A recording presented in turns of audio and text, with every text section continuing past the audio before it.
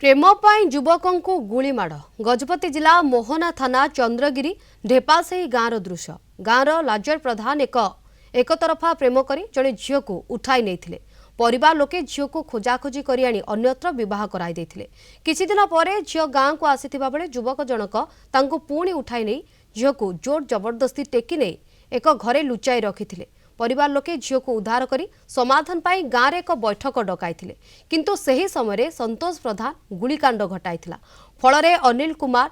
कराड़ नामक युवक डाहाण गोड़े गुली बाजिथिला तांको संगे संगे चंद्रगिरी मेडिकल में भर्ती करथिले चिकित्सा पर गोड़े गुली रहितिबा हेतु ब्रह्मपुर बड़ मेडिकल को स्थानांतर करा जायछे। घटनास्थल में पुलिस पहुंची अभियुक्त को अटक रखी घटनार तदंत करुछे। ए संपर्क में अधिक सूचना आम सहित फोन लाइन जोड़ी होती रूपेश कुमार साहू गजपति रिपोर्टर। रूपेश, ये गुलिकांडर खबर सामना को आसुची प्रकृत में पूरा घटना कौन? निश्चित भाव में देखु गजपति जिला मोहना थाना अंतर्गत ढेपासाही गाँव में आज एक गुलिकांड घटना घटी एक प्रेम व्यापार को केंद्र करी गुलिकांड घटी जहाँ प्राथमिक भाव सूचना मिलूची गाँव एक झील को से जो ढेपासाही गाँव एक झील को लाजर नामक एक व्यक्ति एक तरफा प्रेम करी किसी दिन अपहरण कर गाँ लोके खोजाखोजी कर घर लोके अन्यत्र बह करते जितेबाला बह पर झीलटी पुणी गाँ को आसला से समान ढंग से पुणी थे लाजर से झील को अन्यत्र अपहरण करनी एक घरे रखिथिला जो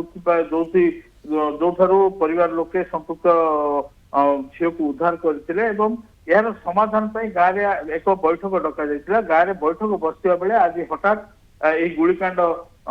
घटी गुलिकांड जड़े युवक आहत होती डाहाण गोड़े गुली बाजी प्रथम चंद्रगिरी मेडिकल में भर्ती किंतु अवस्था गुरुतर थी तुरंत ब्रह्मपुर बड़ डाक्तखाना को पठा पुलिस खबर पाई घटनास्थल में पहुंची अभियुक्त को अटक रखा सह ता निकटर जो पिस्तल से गुली चलई से पिस्तल को जबत कर सूचना मिलूची जदियो पुलिस एने कौन स्पष्ट सूचना एजाए देना जे पिस्तल जो पिस्तल जबत होती प्रकृत में देशी पिस्तल ना अन्य किसी पिस्तल से संपर्क में सूचना देना तदंत जारी रही पुलिस कहूँ सबुठ गुरुत्वपूर्ण कथा हूँ चंद्रगिरी भली एक आदिवासी अध्युषित अंचल पिस्तल आसला क्योंठू एवं से पिस्तल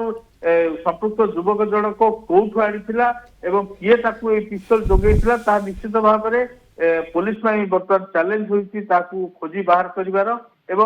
हठात जो गुली चलैवा पछरे जदियो लाजर एक तरफा प्रेम करुला किंतु अन्य जने युवक कहीं संतोष प्रधान नामक युवक कहीं पिस्तल गुली फुटेला पिस्तल ले कहीं गुली फुरेला एवं जेमती आपण सूचना देउथिले पुलिस पक्षरे संक्रांत सविशेष तथ्य सामना को आसी परिनी होते पुलिस जेतेबेले ये घटना उपरे सविशेष तथ्य रखिबो सबु किछि स्पष्ट होई जिवो। धन्यवाद रूपेश आपनकर सविशेष सूचना पाई।